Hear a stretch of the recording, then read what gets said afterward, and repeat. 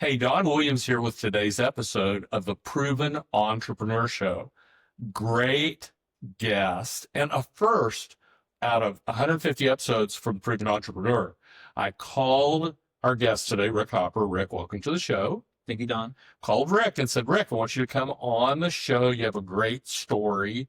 And he said, oh, I'd love to. Okay, which I like that first off. And then he said, we're going to do it in person or virtual. I'm like, well, we could do either one. Okay. But virtual is generally easier just because if I do in studio, I like Virtual is easier than this? Well, you're getting ahead of me here. Sorry. Okay. And so virtual is generally easier because I do 4 or 5 in a day when I do studio days. Okay. And I was like, so that'll take a little coordinating. And Rick said, why don't you just come to my studio, use my stuff? And I was like, oh, too easy, too fun. And so here we are in the Not the Rick Hopper Show. This is not the Rick Hopper Show. Not Today the is Rick the Hopper Don Williams Show. Studio. Thank you, Don. Good to be Okay. It's all the way. So, in your childhood home, was there an adult who set an entrepreneurial example for you? So there was no childhood home. There was childhood homes. I lived in more places than I had birthdays. Oh, wow. Okay. So the house itself changed a lot, but the same people were in the house. So to answer your question, no, other than at some point my mom started making these. My mom's name was Jackie. She started making these bags to sell at the swap meet, called Jackie Sacks, handmade little bags, little totes, before her time, before totes were a thing at grocery stores. Mom did that. Dad was a plumber.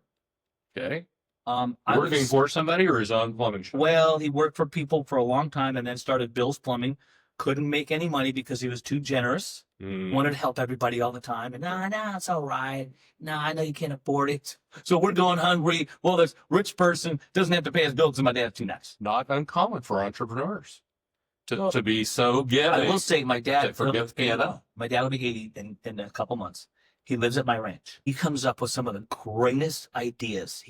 I didn't know he was so creative. I never knew how creative he was. But plumbers, ranchers, and farmers are the smartest people in the world. They can solve any kind of problem. I come from a long line of wheat farmers on both sides, and I can tell you with a little duct tape, baling wire, Elmer's glue, and some spit, we can fix almost anything, and we never replace anything until it absolutely cannot. So it's been repaired. fixed 100 times, and then it just falls apart in our hands. Absolutely. And at that point, then we might get something new.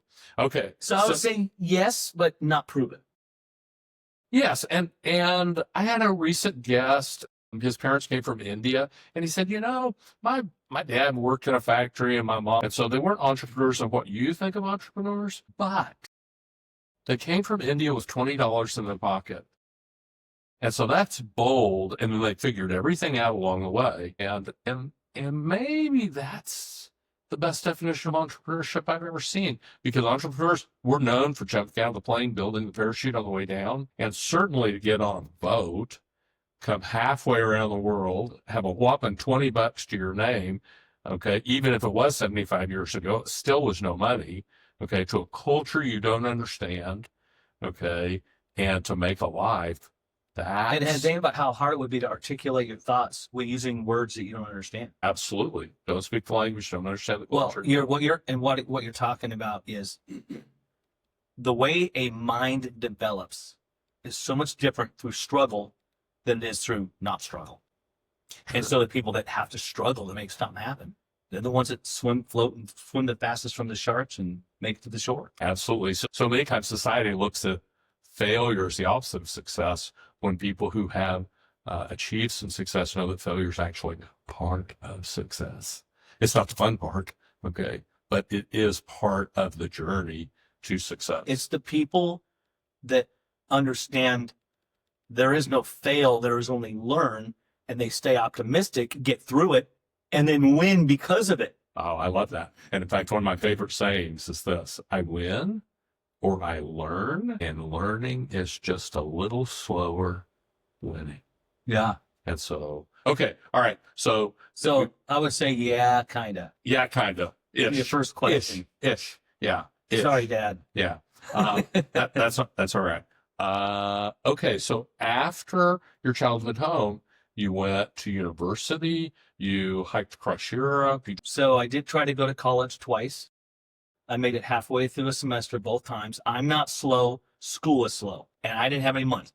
Again, talking about a life of struggle, I had to make my own way. So I did go to college twice. And then the second time I was in college, my uncle calls me and says, hey, you want to go to Hawaii next month for a year and a half, make prevailing wage? I'm 18 years old. And I lived in Hawaii for a year and a half, making $26 an hour back in 1980. Sure. Right. I had a great time. Yeah. So But there was, to me, later on, okay, I'm gonna let you ask the questions because I'll go off on a rabbit trail. Nobody will ever hear from you again. So, well, oh no, they will because I have words. And so, love that. And I myself attended Wichita State University for a minute, and did not complete my first semester. And so, okay, so you tried also. well, I kind of tried. Oh, you went. I did. Your heart wasn't in it. You didn't know what you were going to do. You didn't know why you were there, and so it didn't stick to it. Well, and the other thing is, I had gone into selling. I was working part-time, and I was doing. I said, okay, so I think I'm going to be an engineer. Okay, math and science were always my fortes. My first class was calculus. Okay, thought I was going to be an engineer. I'm like, how much money am I going to make? And she told me, and I was like, I make more than that now, working evenings and Saturdays, and I don't come for money. And so I was motivated. I don't think money is everything, but so math is your thing. You did the math that early. It does help you go nicer places and do cooler stuff. And so, I think withdrew is the polite term, dropped out is the real term. But yeah, I went for a minute, and then I went full time in my part-time sales job and really rocked and rolled. Good. Just by working all day instead of just evenings. And so that's pretty amazing. Okay, so at what point, how old were you when you started? So I know you're a serial entrepreneur, do a lot of different things, and we're going to get to kind of your piece de resistance here here in a minute. But what was the first company that you started? Well, I had to make money at school, so I would climb trees and grab mistletoe and sell little bags of mistletoe with a little red bow, and school was the kids' school, and then other things like that. And I created things as a kid. Like when I was 13, windsurfing had become a thing. I was a skateboarder. I grew up in Southern California, surfing, skateboarding my whole life. Snowboard. Matter of fact, I invented the snowboard. I'll tell you that story later. There was no word for snowboard when I made what I called my snow surfer.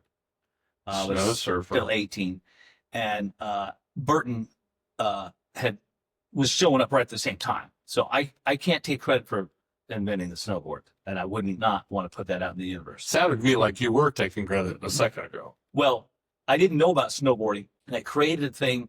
I didn't know I could make money. I think the Rick Hopper today would have been like, oh my God, this is amazing. Everybody needs one of these. I would go.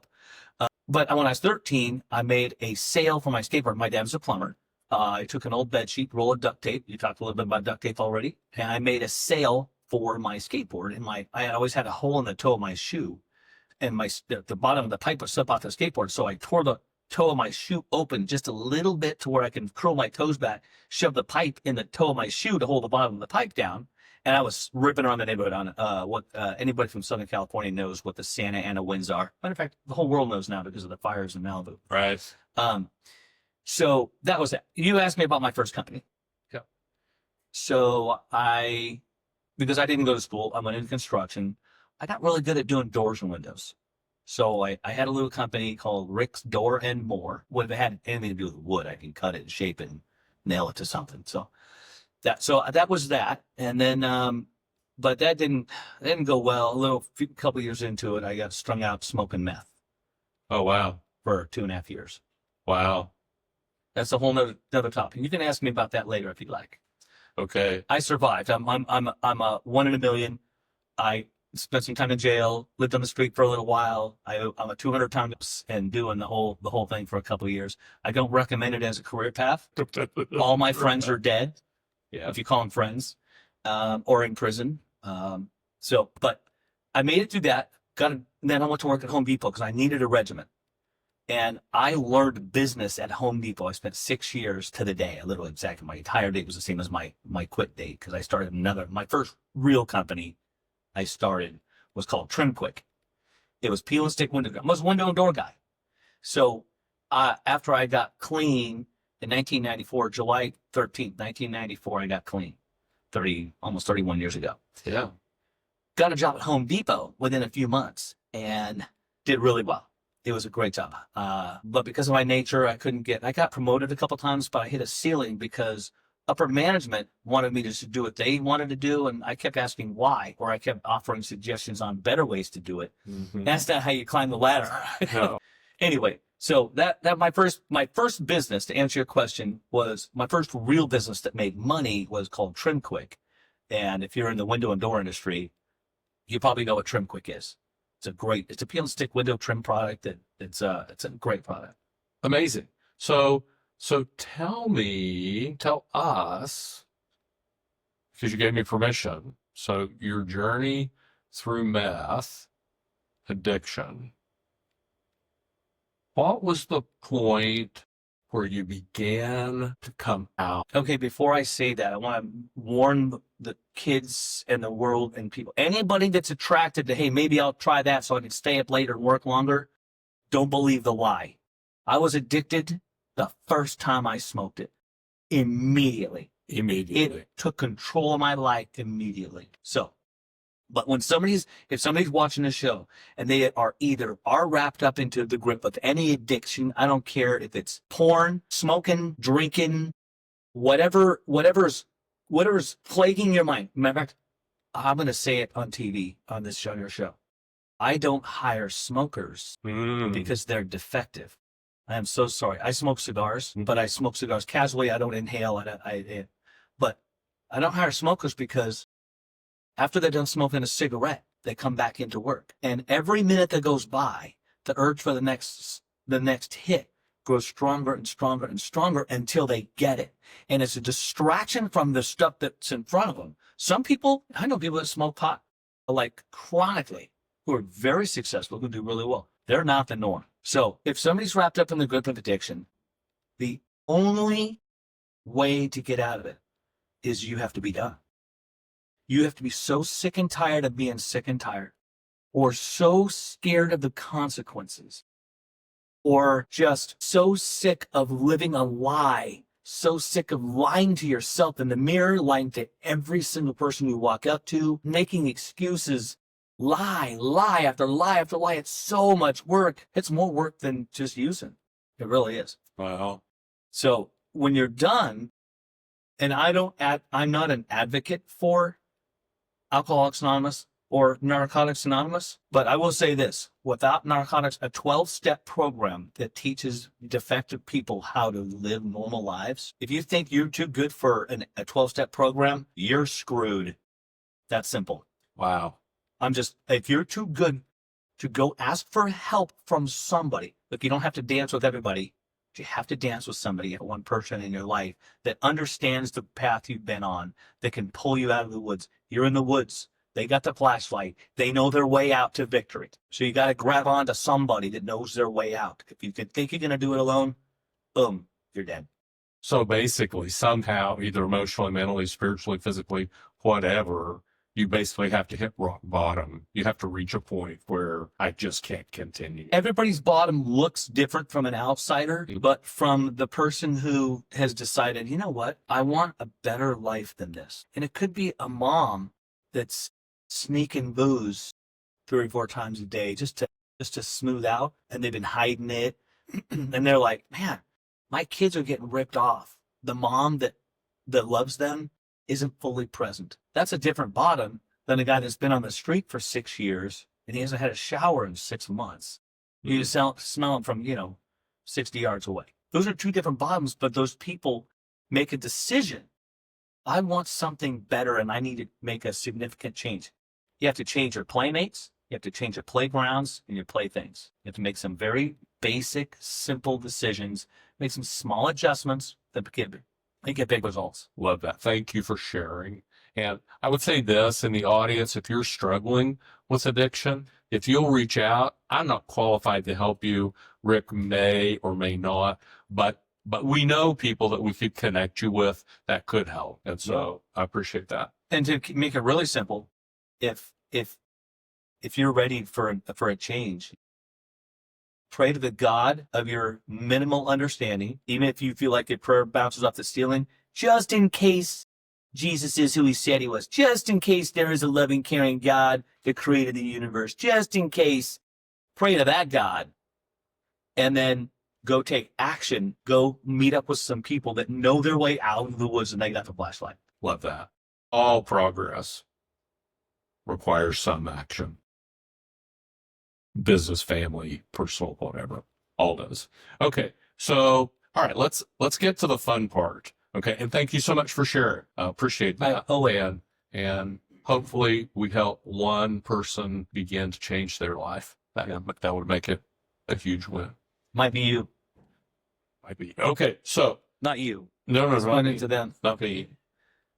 I got something on my shirt holding my glasses. I'm of an age where I need to keep my cheaters close by if I want to see. Okay. And so this technology called ReaderRest. ReaderRest. ReaderRest. ReaderRest. Yeah. Terrible name. Oh no, it's a great branding. Terrible name. And you know how many people have told me, I'm at trade shows, out in public, whatever. People are like, that's a stupid name. Some people just come right out and say it. I go, I know it's a stupid name. I couldn't think of anything better. And every time I do that, I pull out, you got 60 seconds to come up with a better name. And I've never given away the $100 bill. I think the best brand name maybe of all time is Acme Brick. There is no question in anybody's mind what Acme Brick sells. And most people don't know that acme is actually a Greek word for superior. And so Never knew that. most people don't know that, but it could just as well be superior brand, and everybody would know exactly what they sell, exactly what I they remember as a little kid watching Bugs Bunny. It seems like if there was a company, a brand, there was always Acme something. I never knew it was. Yeah, and the Roadrunner and the whole, the Dynamite was always Acme, whatever. Yeah, Greek origin and superior, I think. So anyhow, ReaderRest, yep. okay, is a small, it's two pieces of metal. Well, it's actually just a one little piece of metal. It's got 4 magnets and an injection molded back plate. Okay, yeah, we can. So you invented or you discovered ReaderRest? So after I had a bad partnership breakup with my window trim company. And so I took about 25% of the value of the company and went on my way.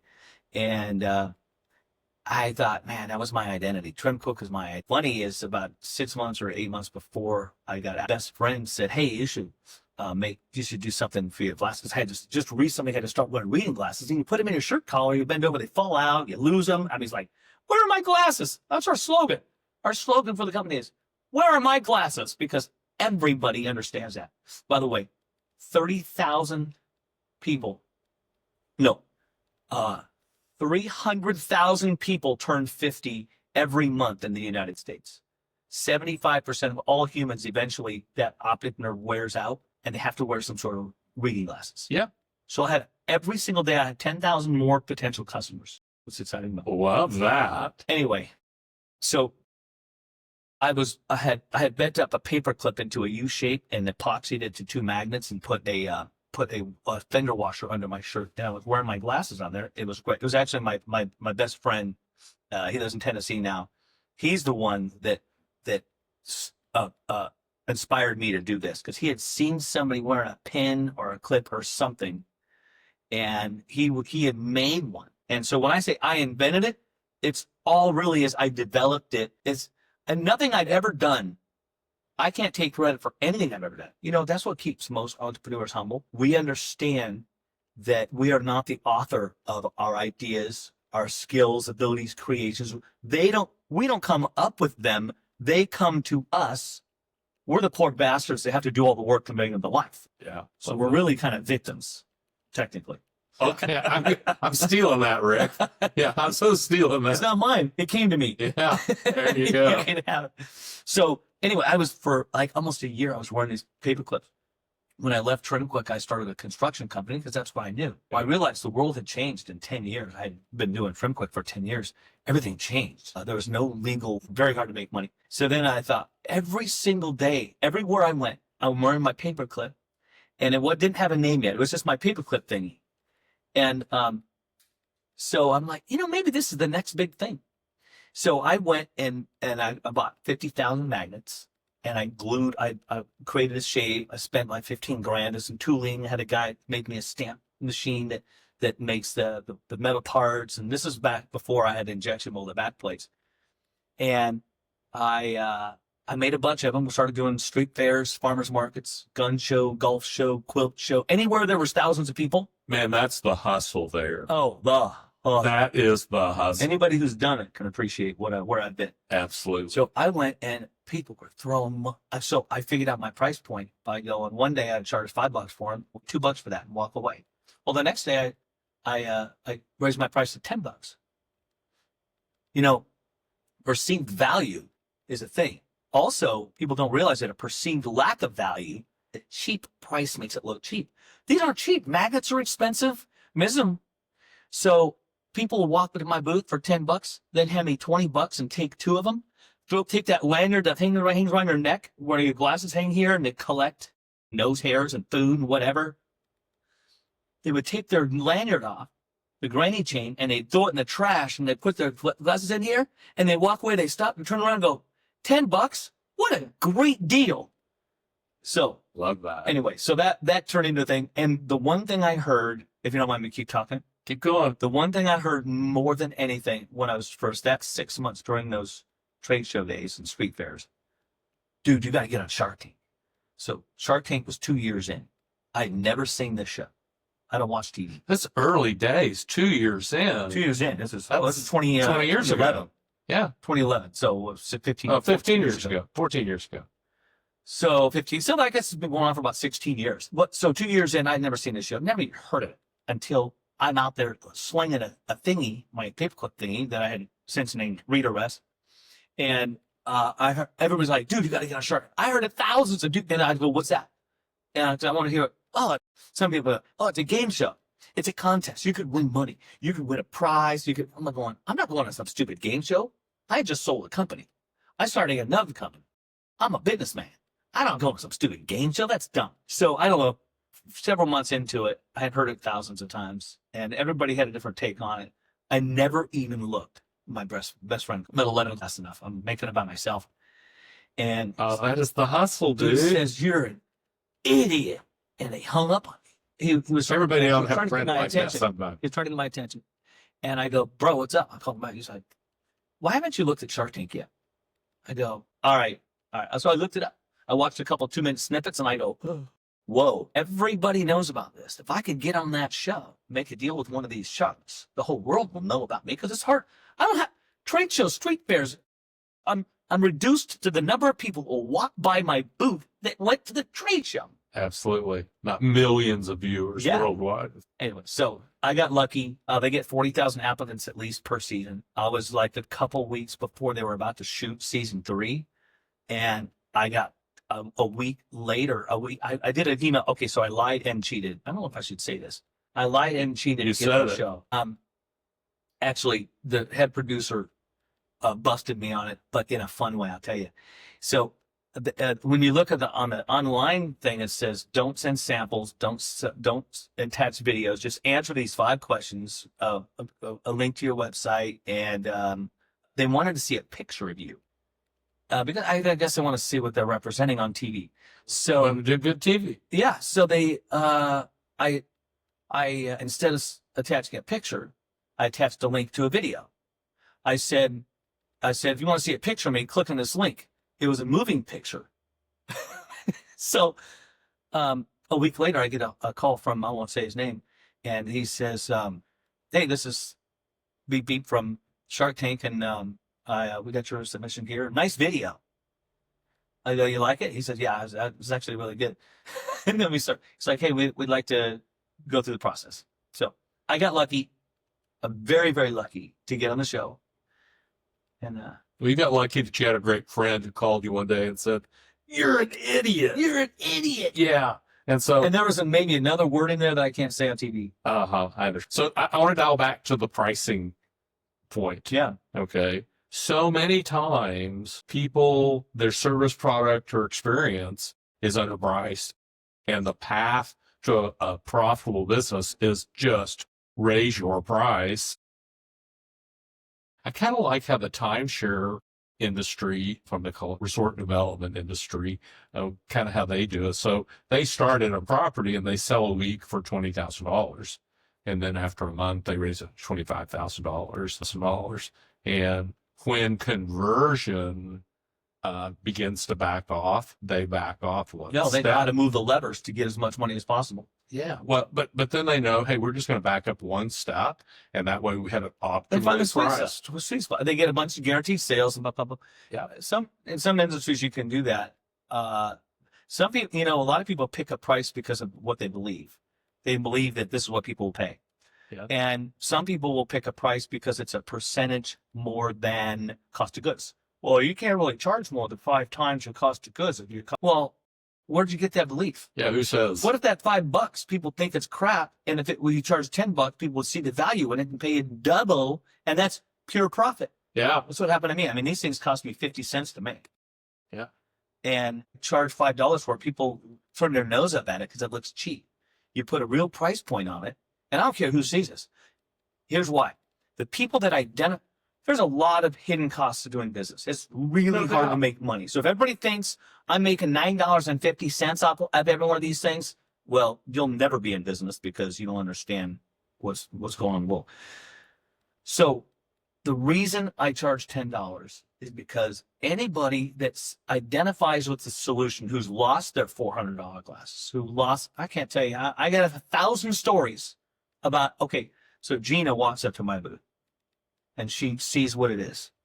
And immediately she realizes what it is and she's mad. Steve, come here.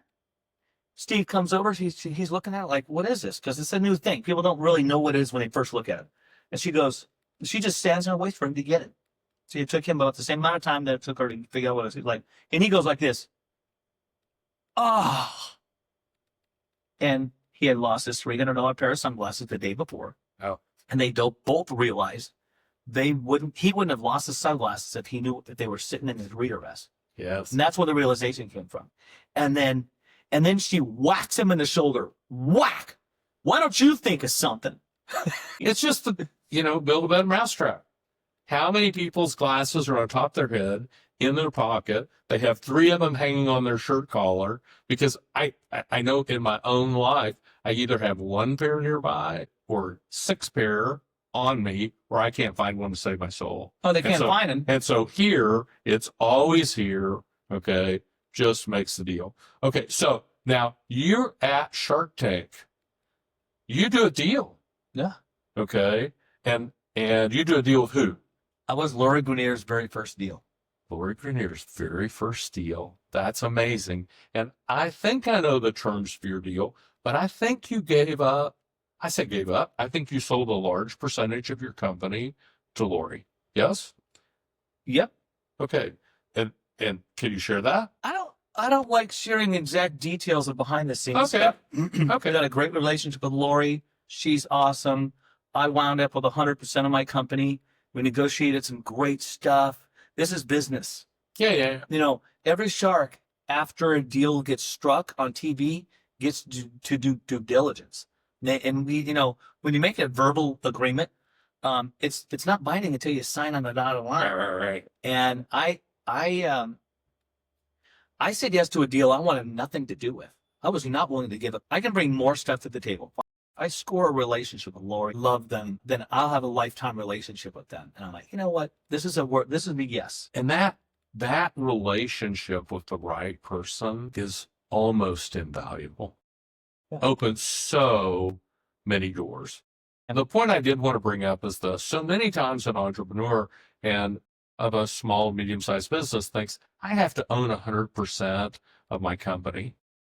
And And maybe that's true, but if they bring on other partners who have amazing skills that they don't have, and they can 10 or 20 or 50x that company, maybe some percentage smaller than 100% is actually way more valuable than 100% of a small and medium-sized business they have. Well, sometimes it's the only way to get the right talent is to give it a little piece of it. Absolutely. You don't just give it away though. It's important to make them earn it or to buy it. Earn it or buy it. Yeah, I buy that. Okay, so long career, very successful. Would you share a hard moment? So something that happened, and typically when I ask this question, they're like, well, a lot of things happened. I'm like, I know, but one thing that happened, but maybe in retrospect, looking back, it turns out it actually was for the best. Do you have a moment like that you can share? It's going to take me a moment to think of one that's in the pool of them because In there's the a pool. lot of them. Sure. I got to dig one out of the pool. I got to dive deep. There's several. Usually they are really a result of a bad decision that I made, but sometimes it's you got something different than what you paid for.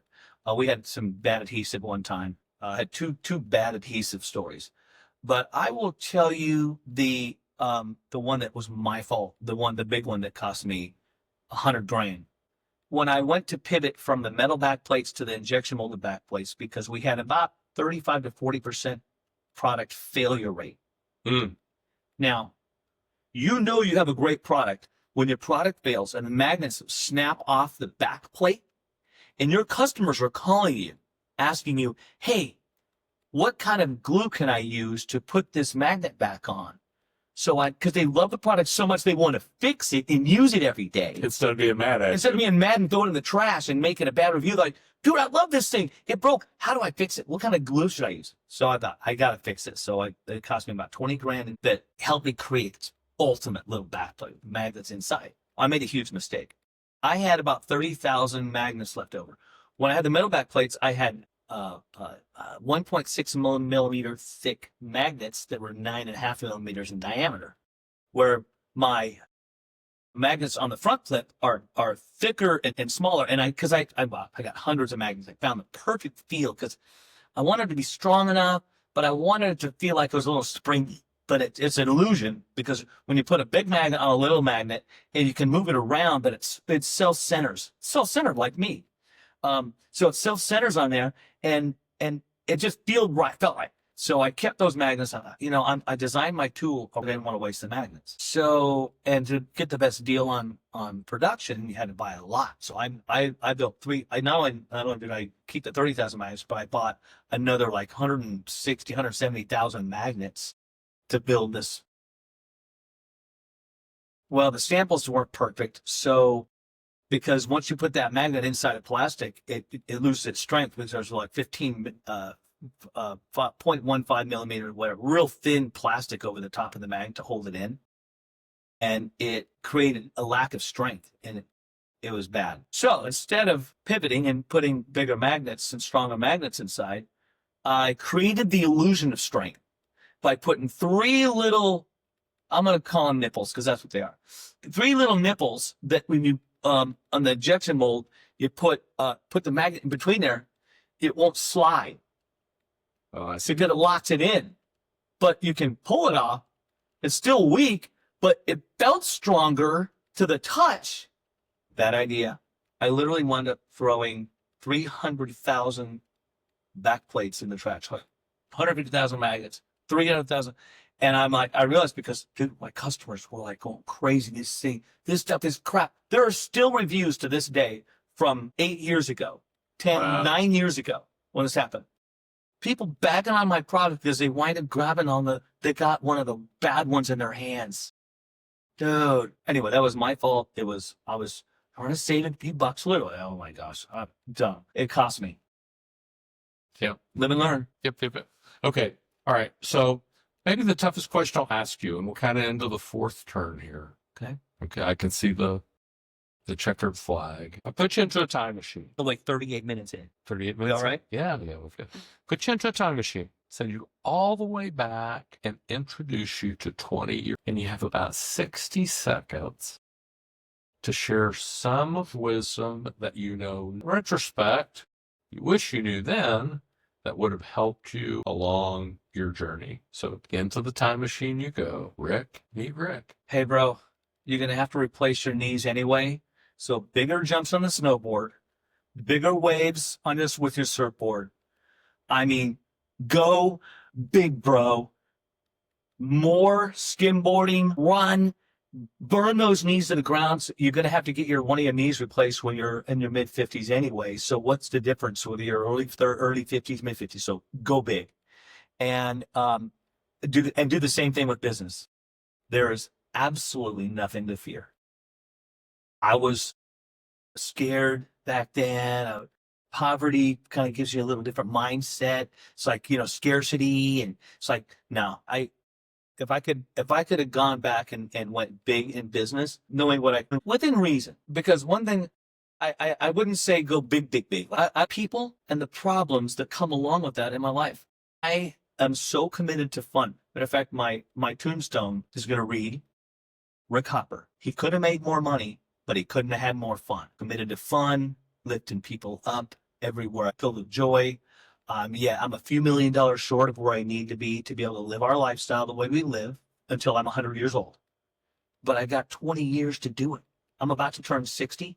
I feel every morning when I wake up, my brain tries to convince me I'm 20 and tries to kill me. Yeah. To do the things that a 20-year-old does. Yeah. And when I think yesterday, I realized I'm going to be 60 years old in a few weeks. And I said it. 60 years old. I said it 3 times. 60 years old. What? Yeah, how'd that happen? Oh my God. And it seems like it just went so fast. I'm like, so I'm not in a hurry. But I know that now that I know what I'm capable of, little Rick, 20-year-old Rick, hey bro, you can impact people's lives. You can lift people up.